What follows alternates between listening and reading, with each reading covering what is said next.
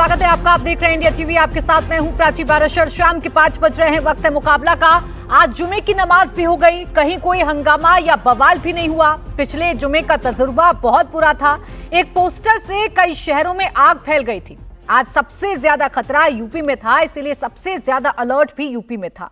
सबसे ज्यादा फोर्स भी यूपी में तैनात थी। यूपी में पिछले जुमे पर हुए हंगामे के बाद बीते एक हफ्ते में योगी का बुलडोजर भी चला और योगी की पुलिस ने एनकाउंटर भी किए।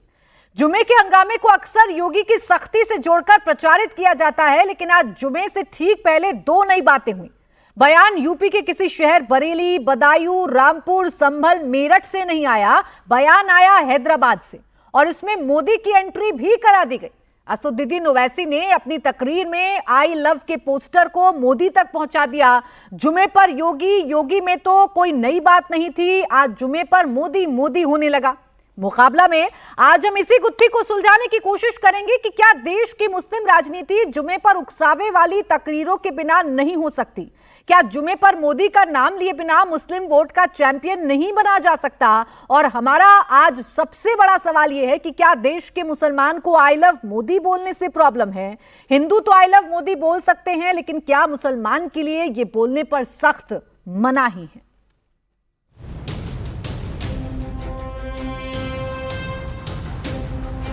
क्या मुसलमानों को आई लव मोदी से प्रॉब्लम है। क्या मुसलमानों के लिए आई लव मोदी बोलना जरूरी भी है और मजबूरी भी है। ये सवाल उस वक्त खड़े हुए जब आई लव मोहम्मद और आई लव महादेव को लेकर सियासत ऑल टाइम हाई है। इस बीच ओवैसी आई लव मोदी लेकर आ गए हैं। दावा कर रहे हैं कि बीजेपी को मुसलमान तब ही अच्छा लगता है जब वो मोदी के लिए लव यू कहता है। आई लव मोदी बोल सकते, बट आई लव मोहम्मद सल्लल्लाहु अलैहि वसल्लम नहीं बोल सकते। कहां लाके जाएंगे इस मुल्क को आप। आई लव मोदी बोलो, कोई इतराज नहीं, पोस्टर लगाओ, खुश हो जाएंगे। मीडिया के लोग 10 आके बोलेंगे, और एक 10 बुरखा पोश खवातीन को रखो, एक 3-4 को रखो, दाढ़ी टोपी, देखो ये लोग लेके चल रहे। मगर अगर वही लोग आई लव मोहम्मद सल्लल्लाहु अलैहि वसल्लम बोले, नहीं नहीं नहीं, ये ठीक नहीं। क्या करना चाह रहे आप इस देश का। अगर मैं मुसलमान हूं तो मोहम्मद सल्लल्लाहु अलैहि वसल्लम की वजह से मुसलमान हूं मैं। कुछ है ही नहीं उससे आगे और पीछे, कुछ भी नहीं है। क्या करना चाहते हैं आप। 17 करोड़ की जनता भारत में रहती है जो मुल्क की आजादी में हिस्सा लिए थे। ये यकीनन हम बोलेंगे कि तशद्दुद नहीं होना चाहिए, वायलेंस के हम कंडेम करते। मगर आपका प्रधानमंत्री आपका पोस्टर लगाएंगे तो खुश, और मैं अपने नबी का, रसूल का पोस्टर लगाऊंगा तो क्या कर रहे। ओवैसी के निशाने पर मोदी हैं, मुस्लिम वोट है, तो मोदी विरोध में राहुल भी हर तरह के प्रयोग में लगे हैं। फिर से विदेश गए हैं राहुल, विदेश गए और उनके बयानों पर संग्राम ना छिड़े, ऐसा कैसे हो सकता है। एक बार फिर मोदी विरोध में राहुल गांधी देश के खिलाफ ही बोल गए और ये मुद्दा बीजेपी ने पकड़ लिया और राहुल गांधी पर जबरदस्त काउंटर अटैक कर दिया। 100 साल से एक ही परिवार के आधिपत्य के बाद भी उस संगठन के पतन और सत्ता छूटने की बदहवासी में उनके खानदान के बरखुरदार के द्वारा, जो कि आज भारत विरोधी शक्तियों के फर्माबरदार बनते हुए प्रतीत हो रहे हैं, अपनी उसी आदत के अनुरूप विदेश की धरती से एक और ऐसा बयान दिया है जिसमें कुछ भी आश्चर्यजनक नहीं है। अगर आपको ध्यान हो तो मात्र कुछ दिन पहले मैंने ही आपको एक बाइट देते समय एक आवश्यक सूचना दी थी कि राहुल गांधी जी पुनः विदेश जा चुके हैं, और फिर आप तैयार रहिएगा, कोई ना कोई भारत विरोधी बयान अवश्य आपको सुनने को मिलेगा। अगर सीधे दरवाजे से नहीं तो पिछले दरवाजे से, और खिड़की से नहीं तो रोशनदान से मिलेगा। तो आइए इसी पर करेंगे चर्चा। खास मेहमान हमारे साथ हैं राजेश चौधरी, प्रवक्ता भारतीय जनता पार्टी, मोहम्मद फैज खान, संयोजक MRM, डॉक्टर आशुतोष वर्मा, प्रवक्ता समाजवादी पार्टी, शादाब चौहान, नेता AIMIM, और तहसीन पूनावाला, राजनीतिक विश्लेषक के तौर पर हमारे साथ हैं। आप सभी का बहुत बहुत स्वागत है। फैज खान साहब, मैं आपसे शुरुआत कर रही हूं। वैसे साहब कह रहे हैं कि आप लोग ही गड़बड़ करते हैं, आप लोग ही खूब आई लव मोदी करते हैं, जिसकी वजह से माहौल बिगड़ता है। बिस्मिल्लाहिर्रहमानिर्रहीम रब्बिशरह ली सदरी व यस्सिर ली अमरी वहलुल उक़दतम मिन लिसानी यफ़क़हू क़ौली। बिरादरान हिंद, अस्सलाम वालेकुम रहमतुल्लाहि व बरकातहू। जय हिंद, भारत माता की जय, जय श्री राम। आई लव मोदी कहते हुए मुसलमान अच्छा दिखते हैं, मतलब दाढ़ी वाला, टोपी वाला, बुरखे वाली महिलाएं अगर आई लव मोदी बोले तो ये अच्छी लगते हैं। तो जब ये कबूल कर रहे हैं कि अच्छे लगते हैं तो बोल लो, हमारे देश के प्रधान है, हमारा देश लोकतांत्रिक देश है और लोकतंत्र में जनता के द्वारा चुने हुए प्रतिनिधि हैं। यदि उनसे मोहब्बत का इजहार मुसलमान कर लेगा और खूबसूरत लगेगा और मीडिया हाईलाइट भी करेगा, प्राची जी ऐसे मुसलमानों को अपने शो में दिखा भी रही है, तो इसमें दिक्कत क्या है बोलने में। अब दूसरी बात जो उन्होंने कही, मैं उस बात से सहमत नहीं हूं कि आई लव मोदी तो हम बोल सकते हैं पर आई लव मोहम्मद बोलने का अधिकार नहीं। मोहम्मद फैज खान इंडिया टीवी के मंच पर कह रहे हैं आई लव मोहम्मद सल्लल्लाहु ताला अलैहि वसल्लम, मुझे कोई नहीं रोक रहा है। 27 सितंबर 2025 को तालकटोरा स्टेडियम में 10,000 मुसलमानों ने आदरणीय इंद्रेश जी और जगदंबिका पाल जी की उपस्थिति में कहा आई लव मोहम्मद सल्लल्लाहु ताला अलैहि वसल्लम। किसी ने नहीं रोका, लेकिन जो लोग मोहम्मद सल्लल्लाहु अलैहि वसल्लम की आड़ में पत्थरबाजी करते हैं, दंगे फसाद करते हैं, कार्रवाई उन पर होती है। ओवैसी कई बार बहुत समझदार दिखते हैं। जब अभी मोदी जी ने डेलीगेशन में उनको विदेश भेजा, काफी समझदारी से बहुत अच्छा काम किया और काफी सारे नेशनलिस्ट लोगों ने, हिंदू नेशनलिस्ट लोगों ने बहुत उनका सपोर्ट किया। तो उनको समझ जाना चाहिए कि मुसलमान और ज्यादा खूबसूरत लगता है सरजमीने हिंदुस्तान की जय बोलते हुए, भारत माता की जय बोलते हुए, और पाकिस्तान जो दहशतगर्दी हमारे यहां फैला रहा है, पाकिस्तान मुर्दाबाद बोलते हुए। जब यह बात असदुद्दीन ओवैसी अच्छे से जानते हैं तो फिर वो इस ट्रैक में आगे क्यों नहीं बढ़ते हैं? वो बराबर मुसलमानों को क्यों भड़का रहे हैं कि आपको आई लव मोहम्मद बोलने नहीं दिया जा रहा है? पूरी आजादी है आई लव मोहम्मद बोलने की, लेकिन आई लव मोहम्मद बोलने से ज्यादा श्रेष्ठ है कि मोहम्मद सल्लल्लाहु अलैहि वसल्लम के बताए हुए रास्तों पर चलना। उन्होंने कहा मोहम्मद सल्लल्लाहु अलैहि वसल्लम से बढ़कर कुछ नहीं, बेशक कुछ नहीं, लेकिन अल्लामा इकबाल ने क्या कहा कि हमारे नबी को सुकून की ठंडी हवा कहां से आई? वहदत की लय सुनी थी दुनिया ने जिस मका से, मीरे अरब को आई ठंडी हवा जहां से, मेरा वतन वही है, मेरा वतन वही है। मेरे वतन से मेरे नबी मोहम्मद सल्लल्लाहु ताला अलैहि वसल्लम को सुकून की ठंडी हवा आई, तो हिंदुस्तान हमारे लिए सब कुछ हुआ ना। हमारे नबी को भी यहां सुकून की ठंडी हवा मिल रही है। तो ओवैसी मुसलमानों को वर्गलाए नहीं, नबी से प्यार करने वाले सबसे ज्यादा लोग हिंदुस्तान में रहते हैं और आज उनको मुसलमानों की पॉलिटिक्स करनी है तो पॉजिटिव पॉलिटिक्स करें ना, डराकर, धमकाकर, भड़काकर इस तरह की राजनीति करना बंद करें। मैं कहता हूं I love Mohammad, I love Mahakal, I love Buddha, I love Mahavir, I love Guru Nanak देव, मुझे कहीं कोई और किसी को। और एक बात कहते हैं ये लोग औरंगजेब को बहुत मानते हैं। मैं एक बात कहना चाहता हूं आपको, औरंगजेब का मैं समर्थन नहीं करता, एक बात पे कर लेता हूं। कम से कम ये इतना मान लें कि औरंगजेब ने सिक्कों पर कलमा खुदवाना बंद इसलिए करवाया था कि सिक्के कहीं गिर जाए, बेअदबी हो जाए, कहीं पर भी मोहम्मद का नाम लिख देना, कहीं बैनर पे, पोस्टर पे, जमीन पे, यहां वहां टी शर्ट में बेअदबी होती है। ठीक, तो बेअदबी ना कीजिए, मेरी ये गुजारिश है। ठीक है, अब बताइए ना शादाब जी, आप मोहम्मद फैज खान साहब यहां मेरे सामने, मेरे दर्शकों के सामने आई लव मोहम्मद भी कह रहे हैं, आई लव मोदी भी कह रहे हैं, ओवैसी साहब क्यों बेवजह गुस्सा हो रहे हैं इन लोगों पर? देखिए, बैरिस्टर ओवैसी साहब ने यह विषय इसलिए उठाया कि जब कानपुर के अंदर आई लव मोहम्मद सल्लल्लाहु अलैहि वसल्लम लिखने के नाम पर एफआईआर दर्ज की गई, उसके बाद जब लोगों ने कहा, क्योंकि देखिए आर्टिकल 25 मुझको अलाउ करता है कि मैं अपने फेथ को सामने रखूं, लेकिन हम लोग वायलेंस और कानून को हाथ में लेने का तो कभी भी समर्थन नहीं करते।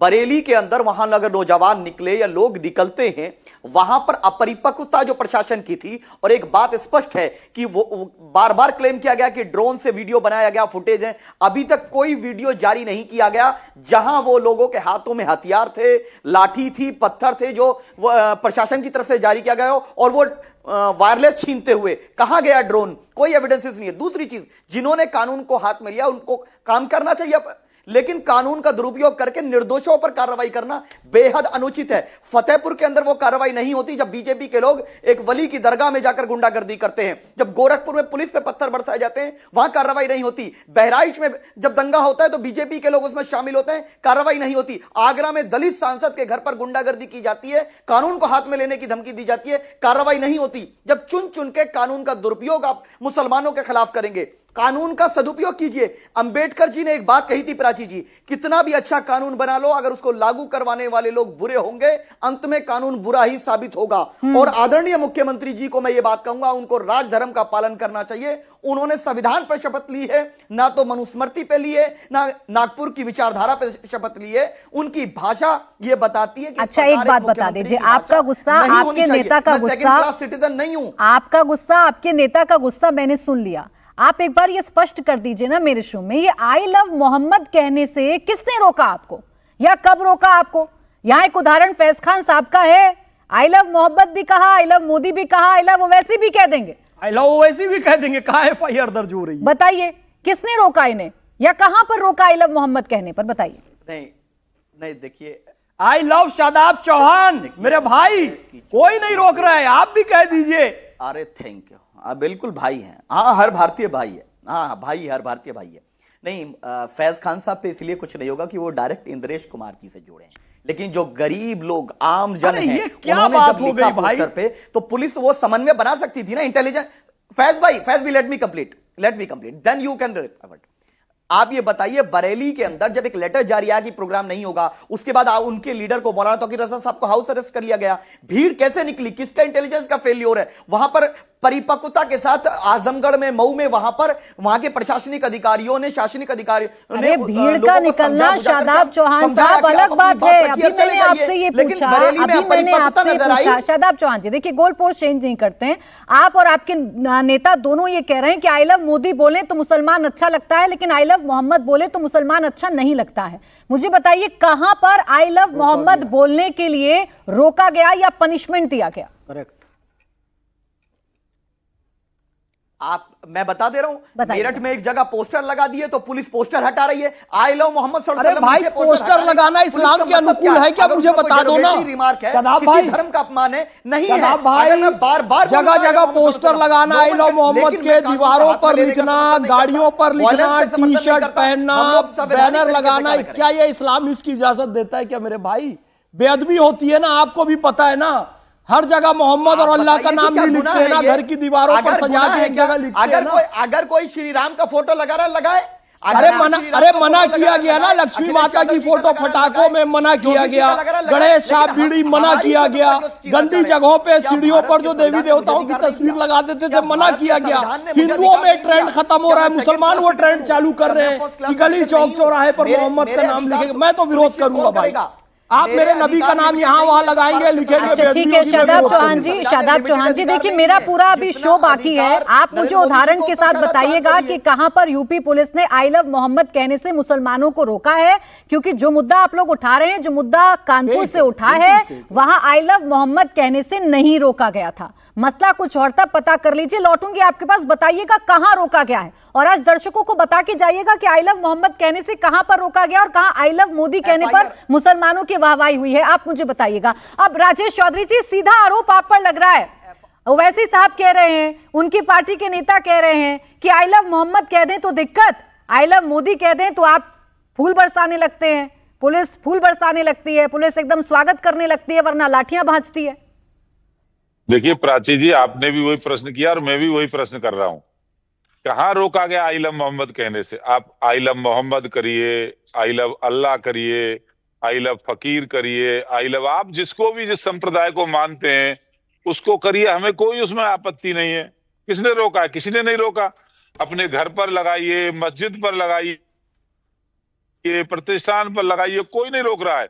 समस्या वहां पैदा होती है जहां पर आप जाकर के किसी दूसरे के दरवाजे पे लगा देंगे। भाई आप कौन होते हो किसी दूसरे के दरवाजे पे लगाने वाले? आप क्यों लगाओगे? अब मैं हनुमान जी को मानता हूं, मैं शंकर जी को मानता हूं, मैं देवी मैया को मानता हूं, तो मैं मानता हूं। आपको अल्लाह को मानना है, आपको मोहम्मद को मानना है, आपको नबी को मानना है, तो मानिए, कोई रोक थोड़े ना रहा है। आप अपनी इच्छाएं दूसरे पे थोपोगे और गुंडागर्दी करने का काम करोगे, दंगा भड़काने का काम करोगे, तो समस्या पैदा होती है। कोई समस्या नहीं है। अब बरेली की घटना की बात कर रहे थे कि बरेली में कैसे निकल के आ गई भीड़। वो निकल के नहीं आई थी भाई, सादाब भाई, वो भीड़ नहीं, नमाजी थे, नमाजी मस्जिद में नमाज पढ़ने के लिए आए थे और उनको मस्जिद से भड़काया गया। भड़काने के बाद, नमाज पढ़ने के बाद उन्होंने दंगा किया, उन्होंने दंगा किया। भाई साहब, कहाँ इस्लाम में लिखा हुआ है कि दंगा करना चाहिए? कहाँ इस्लाम में लिखा है कि पुलिस पर हमला करना चाहिए, पथराव करना चाहिए, गोलियां चलाना चाहिए? कहाँ लिखा है? कौन सी मस्जिद से मिलता है? मोहम्मद फैज खान भी यहाँ बैठे हुए हैं, ये भी तो मुसलमान है, और ये भी सच्चे मुसलमान है, ये भी सच्चे मुसलमान है ना भाई। जब आप किसी पे हमला करोगे तो योगी की पुलिस है तो ठोकने का काम करती है। आप किसी पे हमला करोगे तो राजेश चौधरी जी, राजेश चौधरी जी, योगी की पुलिस क्या करती है, योगी की पुलिस क्या कर रही है, ये तो हम देख रहे हैं, लेकिन ये दंगा होने कैसे दे रहे हैं? आपका इतना सशक्त अगर शासन है और आप कह रहे हैं कि वो नमाजी थे, उनको दंगा भड़काने के लिए बुलाया गया था, तो कहाँ था आपका इंटेलिजेंस, कहाँ थी आपकी पुलिस, कहाँ था आपका तंत्र? भड़कने कैसे दिया आपने बरेली में ये सब कुछ? ये जो दंगा होता है शुक्रवार को क्यों होता है, जुमे के दिन ही क्यों होता है? कोई इस बात का जवाब देगा? और तो दिन इकट्ठे होते नहीं, उसी दिन दंगा क्यों करते? पूरी प्लानिंग होती है उसकी। अच्छा, आप उनको रोकोगे, नमाज पढ़ने जा रहे थे, हमको तो नमाज भी नहीं पढ़ने दी जा रही। पहले सड़क पे नहीं पढ़ने देते थे, अब तो मस्जिद में नहीं जाने दे रहे हैं। देखो कितना अन्याय मुसलमानों पे हो रहा है। योगी जी कितना अन्याय कर रहे हैं, अत्याचार कर रहे हैं, पूरी दुनिया के अंदर ढिढोरा पीटेंगे यही बैठ करके। अरे तो इतनी प्लानिंग हो जाती है, इतनी प्लानिंग हो जाती है, और आपको पता है कि जुमे की नमाज का दिन बड़ा सेंसिटिव है, तो आपकी पुलिस पहले क्यों नहीं जागती है? मेरा प्रश्न सिर्फ इतना भरे राजेश चौधरी जी आपसे, जब आपको पता है इतना सेंसिटिव है, आपको पता है मस्जिदों से कहीं कहीं पर भड़काने की तकरीरें पड़ी जा रही हैं, तो जो तंत्र आपका बाद में एक्टिव होता है, जो बुलडोजर लेकर आप बाद में पहुंचते हैं, जो नंबर्स आप बाद में तलाशते हैं, जो आप एनकाउंटर बाद में करते हैं, वो पहले क्यों नहीं करते? क्यों नहीं पकड़ते इन लोगों को जो प्लानिंग कर लेते हैं? और बरेली में ये सब कुछ हो जाता है, या कहीं पर भी दंगा हो जाता है उत्तर प्रदेश में? प्राची जी, उससे पहले वो नमाजी होते हैं, नमाज पढ़ने जा रहे हैं, उसके बाद दंगा कर रहे हैं। दंगा ही तो नमाज के बाद हुए ना। जब वो दंगा करने लगे मस्जिद से बाहर निकल करके, तभी ना पुलिस कार्रवाई करेगी, तभी तो करेगी पुलिस कार्रवाई, और ठीक से कार्रवाई करती है, डॉक्टर आशुतोष करती है ना। इलाज ठीक हुआ है ना, ठीक है, तो ये इलाज तो मैं आ रही शादाब जी, कम से कम ठीक से होता रहेगा। चले ठीक, आपके इलाज का असर क्या आज यूपी में कहीं पर कोई दंगा नहीं हुआ? आप डॉक्टर आशुतोष जी, यूपी में आज जुमे का दिन था, सब ठीक रहा, शांति रही उत्तर प्रदेश में? आशुतोष जी, धन्यवाद प्राची जी, आपकी आवाज बहुत कटके आ रही है। अगर मेरी आवाज कटके आ रही तो स्टूडियो से एक बार ठीक करवा लीजिए। ठीक है सर, आपकी आवाज आप बोलिए। प्राची जी, मैं अभी प्रवक्ताओं की बात सुन रहा था। राजेश चौधरी जी भारतीय जनता पार्टी के नेता हैं, और जुम्मे के दिन ही घटना क्यों होती है, ये इसका सवाल का जवाब तो उन्होंने बड़े अच्छे दिया। लेकिन इसके पहले जो कासगंज की घटना हुई थी वो कब हुई थी? कानपुर में जब नुपुर शर्मा वाली हिंसा की घटना हुई थी वो किस दिन हुई थी? बरेली में ज्ञानवापी मस्जिद में जब हुई थी नमाज, उसमें किस दिन घटना हुई थी? बरेली की गौस गांव में किस दिन घटना हुई थी? गाजियाबाद में, मधुबन में किस दिन घटना हुई थी? मेरठ में कब घटना हुई थी? बहराइच में, महाराजगंज में कब हुई थी? और शंबल में जब शाही ईदगाह पे जब घटना हुई थी तो क्या नमाज के दिन या शुक्रवार के दिन हुई थी? तो अपनी पहले स्थिति याद कर लीजिए, तब ऐसे वक्तव्य दीजिए। आप सीरियस नेताओं में गिने जाते हैं। देखिए, मेरे यह कहना है कि पिछले 48 घंटे से बरेली में इंटरनेट सेवाएं बंद हैं, और ये कहीं ना कहीं बिल्कुल लोकतांत्रिक है, समाजवादी पार्टी इसका विरोध करती है। क्योंकि आज के युग में जब इंटरनेट बंद किया जाता है, ब्लैकआउट किया जाता है, तो न केवल पुलिस को परेशानी होती है, साथ में व्यापारियों को, किसानों को, छात्रों को हर तरीके से उनके संवैधानिक अधिकार का हनन किया जा रहा है। हिंसा क्यों हो रही है ये पता करना जरूरी है। स्टेट की एलआईयू क्या कर रही है ये देखना जरूरी है। पुलिस आपकी है, मेयर आपका है, विधायक आपके हैं, मुख्यमंत्री आपके हैं, लेकिन हिंसा क्यों हो रही है इसका सवाल का जवाब नहीं है। और मुख्यमंत्री जी ऐसे ऐसे वक्तव्य दे रहे हैं जिसकी तो कोई तोड़ नहीं है। अभी देख रहे थे कि एक बहुत बड़ा ट्रेड फेयर उत्तर प्रदेश में हो रहा था, मुख्यमंत्री जी वहां से बोल रहे थे गजवाए हिंद। तो मुख्यमंत्री जी खुद इस हिंदू मुस्लिम विवाद को हवा दे रहे हैं। मुझे लगता है इस हिंसा की निष्पक्ष जांच हो, स्थानीय नेता और अफसरों के बीच में संवाद स्थापित हो, और कम से कम मुख्यमंत्री योगी आदित्यनाथ को बताना चाहिए कि पिछले 8 साल से उत्तर प्रदेश में सांप्रदायिक हिंसा लगातार क्यों होती जा रही है। इस पे एक श्वेत पत्र जारी करे भारतीय जनता पार्टी। आशुतोष जी, आज जो सख्ती सरकार ने बरती, जो आप कह रहे हैं कि इंटरनेट सेवा बंद है, ये पूरी तरीके से गलत है, सरासर गलत है। आज बताइए ना, आज जुमे का दिन है, आज सेंसिटिव दिन था, आज विजयदशमी का जुलूस भी निकल रहा था, वो बरेली जहां पिछले जुमे हिंसा भड़की थी, आज सब कंट्रोल में रहा ना? उत्तर प्रदेश से कोई रिपोर्ट तो नहीं है आपके पास कि कहीं दंगा भड़का हो, कहीं कोई शांति भंग हुई हो? मुझे लगता है प्राची जी ने आपने सुना नहीं, मैंने कासगंज, कानपुर, बरेली, गौसगंज, बरेली, ज्ञानव्यापी, गाजियाबाद, मेरठ, बहराइच, महाराजगंज, संभल सबकी खबर ली। और सब दिन सब जगह इंटरनेट बंद करके इस तरह से पुलिस पहरा करके योगी अगर अपनी पीठ चिपकवाना चाहती है भारतीय जनता नहीं, यानी आज यहाँ दंगा तो हुआ है, तो आप ये बता रहे हैं? पत्रकार और एक सेकंड आशुतोष जी, बस थोड़ा सा क्लियर कर दीजिए, आज यहाँ पर दंगा हुआ है, आप ये बता रहे हैं इन जगहों पर? ये मुझे बड़ा अजीब से लग रहा है कि आप मेरी बातों को समझना नहीं चाह रही हैं या किसी आप समझाइएगा सर, तो मैं जरूर किसी भी लोकतांत्रिक देश में इस प्रकार समझिए। हाँ, बोलें। किसी भी लोकतंत्र देश में इंटरनेट बहाली करके, पुलिस का फ्लैग मार्च करके अगर वहां पे शांति स्थापित कर दी जा रही है तो उस सरकार के ऊपर किरकिरी हो रही है कि आपकी सरकार इतनी कमजोर हो गई है कि आपको फ्लैग मार्च करना पड़ रहा है और 48 घंटे से इंटरनेट ब्लैकआउट करना पड़ रहा है। देखिए ना आशुतोष वर्मा जी, यही सरकार है ना, फ्लैग मार्च करके, ठीक है, फ्लैग मार्च करके, और आपने शायद मौलाना जो हैं बरेली के, उनको सुना नहीं, वो सरकार का सहयोग कर रहे हैं, तो कम से कम यहाँ तो बोल ही सकते हैं ना आप कि सरकार ने सबको साथ लेकर सबको अपने एक साथ चलाया है। सारे मौलाना कह रहे हैं कि भाई सीधा नमाज पढ़िएगा और अपने घर जाइएगा, इकट्ठा होने की जरूरत नहीं है। तो ये सरकार की कामयाबी है, प्रशासन की कामयाबी है, या किसी और की? आशुतोष जी, प्राची जी, अगर कोई घटना घट जाए उसके बाद पुलिस आ जाए, जैसे कि हिंदी पिक्चरों में होता है, तो फिर इसमें सरकार की कहां से कामयाबी होती है, ये समझाने की कोशिश कीजिए। सरकार कब जवाबदेह होगी? कब तक ये जो है आम जनता जो है इसको झेलती रहेगी? सरकार अपनी पीठ कब तक आप लोगों के बलबूते ठुकवाती रहेगी? मुझे समझ में नहीं आ रहा है, कब तक ये चलता रहेगा? कब तक आमजन इस चीजों से खतरा मोल देता रहेगा? अच्छा चलिए ठीक है, आज जो शांति बहाली है, उस पर सरकार के लिए कुछ नहीं कहना चाहिए, चुप्पी साध लेनी चाहिए, क्योंकि पिछले जुमे को दंगा हुआ था तो हम उसी पर बात करें, आज पर हम बात ना करें। खैर, आपकी बात का जवाब राजेश चौधरी जी आप देंगे, उससे पहले तहसीन पूनावाला जी, क्या ये मुद्दे सिर्फ बहाना है और सेंटर में मोदी को रखकर उन पर निशाना साधना है? मुद्दा कोई भी हो, जगह कोई भी हो, ये भूल जाते हैं क्या विपक्ष के नेता कि हम देश पर भी अटैक कर रहे हैं? अब राहुल गांधी जी कोलंबिया गए तो लोकतंत्र खतरे में बता दिया फिर से, ये प्रैक्टिस क्यों है? थैंक यू प्राची जी, आपके शो में मुझे शिरकत करने का मौका मिला। पहले जो हम जिस मुद्दे पे उस पर बात करते, फिर मैं ये दूसरे मुद्दे कोलंबिया के, क्योंकि ये मौलाना से ये मुद्दा कनेक्टेड नहीं है। आपकी बात बिल्कुल सही था कि कहीं पर भी क्या ये सारी षड्यंत्र है, क्या ये षड्यंत्र हो रहा है? बिल्कुल, और ये षड्यंत्र बिल्कुल बीजेपी और वो मौलाना तौकीर रजा मिलकर कर रहे हैं। मैं बड़ी जिम्मेदारी से कह रहा हूं, मैं भी मुसलमान हूं। तौकीर रजा जी एक फेक फर्जी इंसान है जो सिर्फ इस देश में हिंसा कराते, हिंदू मुसलमान में बंटवारा कराते, पोलराइजेशन करवाते, समाजवादी पार्टी, कांग्रेस पार्टी जो सेंट्रिस्ट पार्टी है, उनको पॉलिटिकली नुकसान पहुंचाना चाहती है। मैं बिल्कुल बिल्कुल बिल्कुल इत्तेफाक करता हूं डॉक्टर आशुतोष जी से। सबसे पहली बात, माननीय सुप्रीम कोर्ट का जजमेंट मेरे केस के अंदर, कश्मीर वाले मेरे केस के अंदर है कि आप इंटरनेट को इस तरह से फंड सस्पेंड नहीं कर सकते। आर्टिकल 19 के तहत माननीय सुप्रीम कोर्ट ने, फुल बेंच ने उसको एक फंडामेंटल राइट माना, पर ठीक है, उसको हम छोड़ देते हैं। मुझे बताइए, जब भी कोई इस मुल्क में दंगे होते हैं, गरीब मुसलमान या गरीब हिंदू क्यों मरता है? जैसे कि राम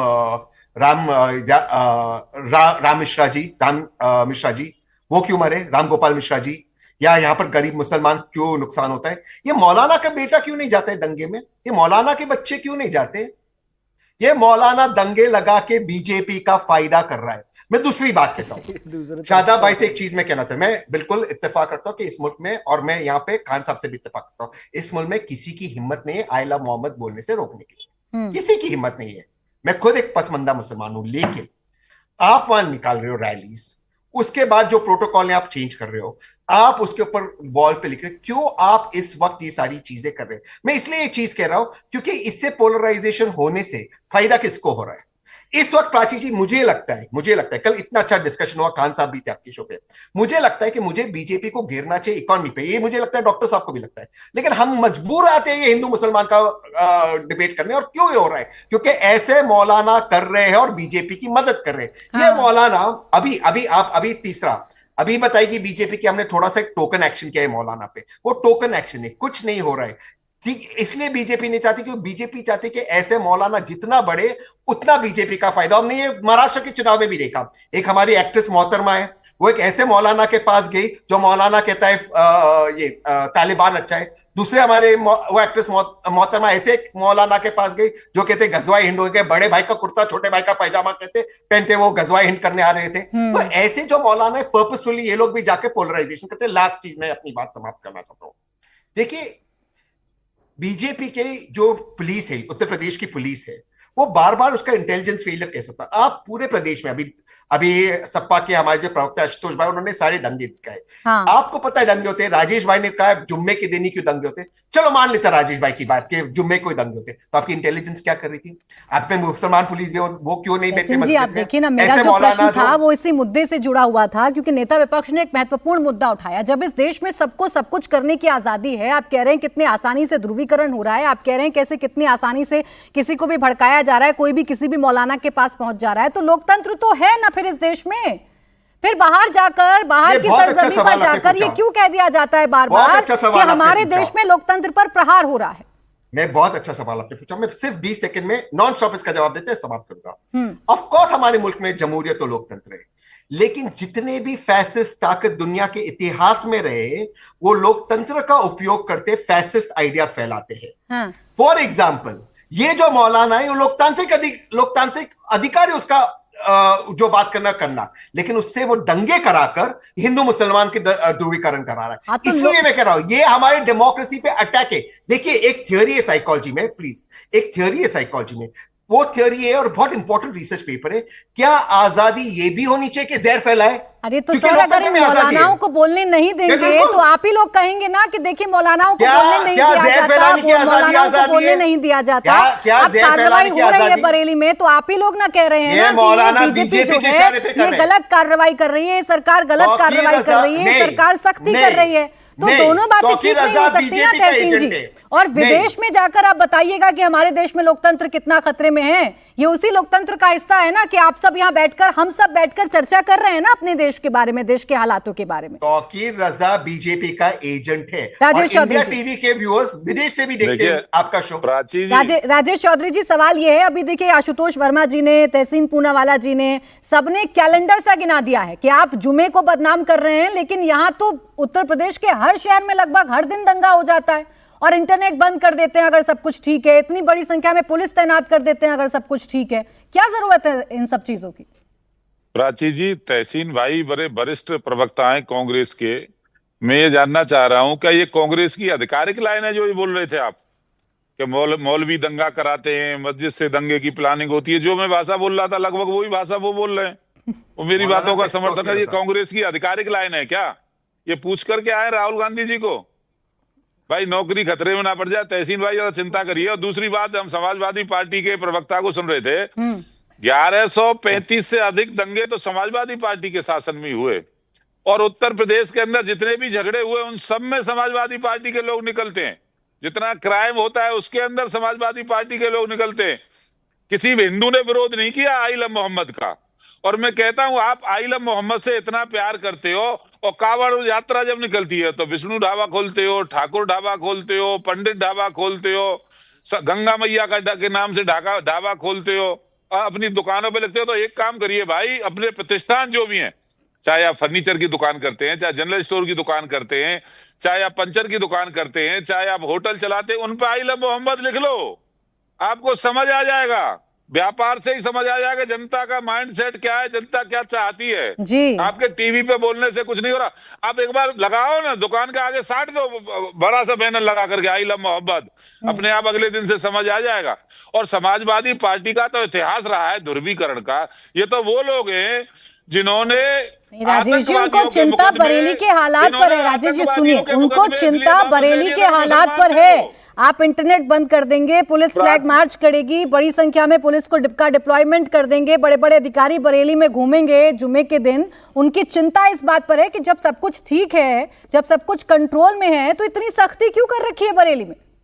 सरकार का काम है लॉ एंड ऑर्डर कायम रखना, प्रशासन का काम है, पुलिस का काम है, जो जमीन से रिपोर्ट आती है। आपने देखा ना जब बरेली के अंदर उपद्रव हुआ, पुलिस वालों पे हमला हुआ, उन पर गोलियां चलाई गई, मारा गया पुलिस वालों को, सैकड़ों पुलिस वाले घायल हैं, तो वहां देश भर से लोग आए थे, केवल बरेली के मुसलमान नहीं थे, वो पूरे देश भर से लोग आकर के वहां उपद्रव कर रहे थे। ये फेलियर है कि नहीं सरकार का?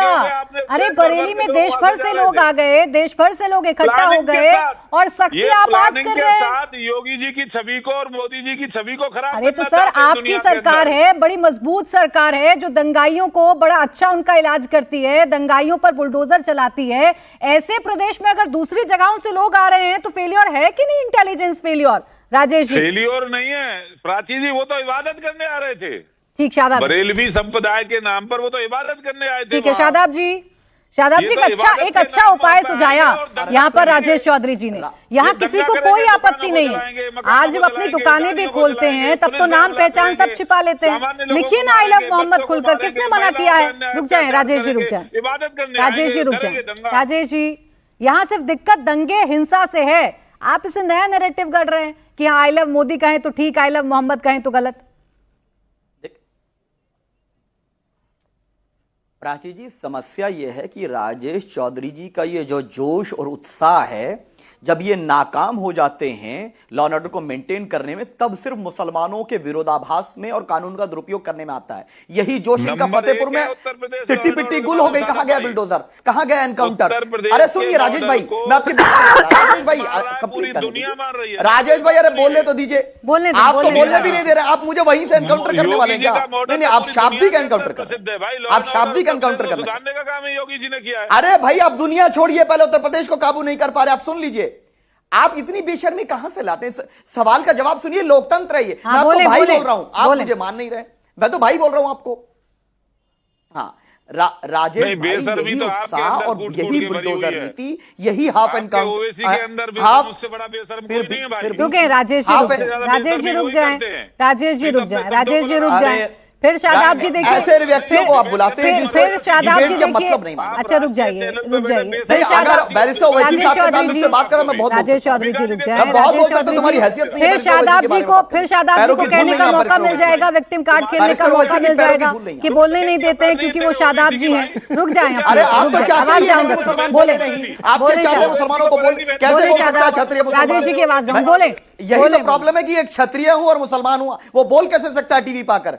वो कोई कैसे मेरी बात कर सकता है? सवाल क्यों कर लिया लोकतंत्र में? मैं यही कह रही थी शादाब जी, इसीलिए मैंने देखी उनकी ऑडियो डाउन करवाई। मुझे पता है कि आप मेरे प्लेटफॉर्म का इस्तेमाल इसीलिए करेंगे। विक्टिम कार्ड खेलने में बड़ा मजा आता है आपको, तुरंत खेला आपने, तुरंत मिस हो रहा था, लेकिन आपको लगा चलिए अब खेल ही देते हैं। आप बोले बोले प्राची जी। हाँ बोले प्राची जी, मैं ये सिर्फ ये बात पूछना चाह रहा हूं कि अभी राजेश चौधरी ने क्लेम किया है कि देश से वहां लोग इकट्ठा हुए दंगा करने के लिए। सबसे पहले किसको सवाल कर रहे हैं? बॉर्डर किसकी जिम्मेदारी है मैनेज करना? इंटेलिजेंस क्या कर रही थी? और पुलिस ने जब हाउस अरेस्ट कर लिया उनके लीडर को, पहले से उस पुलिस के साथ समन्वय बनाने के लिए क्या चीजें की गई थी? तीसरी चीज, फतेहपुर में, आगरा में, बहराइच में, गोरखपुर में पुलिस पर हमला किया गया, दंगे भड़का गए, मजार को तोड़ा गया, बुलडोजर नीति, हाफ एनकाउंटर नीति, और वहां के लोगों को, निर्दोष लोगों पर कार्रवाई बरेली में तो करेंगे, वहां अपराधियों को नहीं पकड़ पा, कितनी एफआईआर हुई, कितनी जेल में गए। और आखिरी मेरा सवाल यह है, मैं स्पष्टता के साथ जाना चाह रहा हूं, ये अर्बन डेवलपमेंट अथॉरिटी को जब कोई आरोपी बन जाता है, वो भी मुसलमान या दलित, तब पता चलता है कि ये मकान अवैध है, ये दुकान अवैध है। और सवाल उठाइए ना, ये सवाल उठाइए ना, फिर आप बरगलाते क्यों हैं शादाब जी? फिर ये सवाल उठाइए, आप इंटेलिजेंस पर सवाल पूछिए, सरकार के काम पर सवाल पूछिए, सरकार के फेलियर पर सवाल पूछिए, लेकिन आप तो बरगलाने लगते हैं। आप कहते हैं, आप ये कहते हैं, सुनिए ना, आप ये कहते हैं कि आई लव मोहम्मद नहीं बोलने दिया जाएगा, आई लव मोदी बोले तो ताली बजेगी। आप झूठ क्यों बोलते हैं फिर? यही हो रहा है, यही तो हो रहा है। आई लव मोदी बोलिए तो एंजॉय, कोई कह रहा है मैं मोदी का मंदिर बनाऊंगा, मुझे बताइए उदाहरण। लेकिन आई लव मोहम्मद सल्लल्लाहु अलैहि वसल्लम बोलने पर मैंने आपको अच्छा खासा समय दिया शादाब। शादाब सुने, मैंने आपको अच्छा गाजियाबाद सुन लीजिए, गाजियाबाद में पोस्टर हटवाए गए, मेरठ गाजियाबाद में पोस्टर हटाए गए, मेरठ में पोस्टर हटवाए गए, कानपुर में क्या मसला, सरकार ने स्पष्टीकरण दिया। सरकार के मिनिस्टर दानिश आजादी आकर के बोल देते कि कानपुर पुलिस ने ऐसा नहीं किया। कोई दिक्कत ये है ना सर, आधी अधूरी जानकारी लेकर आते हैं तो यही होगा, आधी अधूरी जानकारी लेकर आते हैं तो यही होगा। आपने शायद वो एफआईआर नहीं पढ़ी जो कानपुर में दाखिल हुई थी। प्लीज सर सुन लें, वहां पर आई लव मोहम्मद बोलने से नहीं रोका गया था, आई लव मोहम्मद बोलने से नहीं रोका गया था, या आई लव मोहम्मद के पोस्टर को हटाने के लिए एफआईआर नहीं हुई थी। दंगा हुआ था अगले दिन, उसकी वजह से एफआईआर हुई थी, और आई लव मोहम्मद की सिर्फ जगह बदली गई थी सर, हटाया नहीं गया था। ये झूठ परोसते हैं आप, एफआईआर पढ़ लेते तो ठीक होता। अब जवाब आप देंगे फैज खान जी, इनको जो शादाब चौहान जी कह रहे हैं, इनकी चिंताएं बड़ी हैं। रुक जाएं शादाब जी, इनकी चिंताएं बड़ी हैं, कह रहे हैं, ये कह रहे हैं अगर फैज खान साहब हैं, शादाब चौहान है, तो इनकी आवाज भी बंद कर दी जाएगी और इन पर कार्रवाई भी दुगनी होगी। ऐसा है, आपने ऐसा महसूस किया है क्या? मुझे एक मुसलमान होने के नाते भारत में बाकियों से ज्यादा मौका मिलता है और ज्यादा सम्मान करता है। इस वतन की मिट्टी का मैं सम्मान करता हूं, तो मुझे यहां पर सम्मान मिलता है, यह सीधी सी बात है। और ना मैं किसी जाति का विक्टिम कार्ड खेलता हूं, ना मैं किसी जेंडर का खेलता हूं, ना किसी कम्युनिटी का खेलता हूं। मैं भारतीय हूं, मोहम्मद फैज खान, मुझे यहां पर सम्मान मिलता है, यह सच्चाई है। अब फिर मैं कहता हूं बार बार, मुझे ये बताइए, किसी अपमानजनक जगह में सीढ़ियों पर देवी देवताओं की तस्वीर लगाना, फिर से उसी मुद्दे पर आऊंगा मैं, या फिर फटाकों में लक्ष्मी माता या बीड़ी में गणेश जी, क्या यह हिंदू समुदाय के अनुसार सही है? गलत था, इसलिए चीजें खत्म की गई। क्या बैनर में, पोस्टर में, दीवारों पर, सड़कों पर, टी शर्ट पे और ये गाड़ियों पर आई लव मोहम्मद लिखना इस्लाम के हिसाब से ठीक है? इससे बेअदबी नहीं होगी? ये पहले मुसलमानों को सोचना चाहिए, बाकी बातें बाद में। और फिर स्पष्ट है, एफआईआर में क्लियर लिखा हुआ है, आई लव मोहम्मद कहने के कारण एफआईआर नहीं हुई है, जो लोग अनरेस्ट पैदा कर रहे थे उसके कारण एफआईआर हुई है। तो बार बार ये बहकाना बंद करो। और एक मोहब्बत की बात और प्राची जी कहना चाहूंगा, मेरे भाई, एक मोहब्बत की बात सुन लो, बाखुदा आपके हक में कह रहा हूं, मोहब्बत की बात सुन लो। बेशक जब एक हिंदूवादी नेता की जो छवि होती है ना, जब उससे मोहब्बत की बात कोई दाढ़ी और टोपी वाला कहे ना, तो बड़ा खूबसूरत लगता है।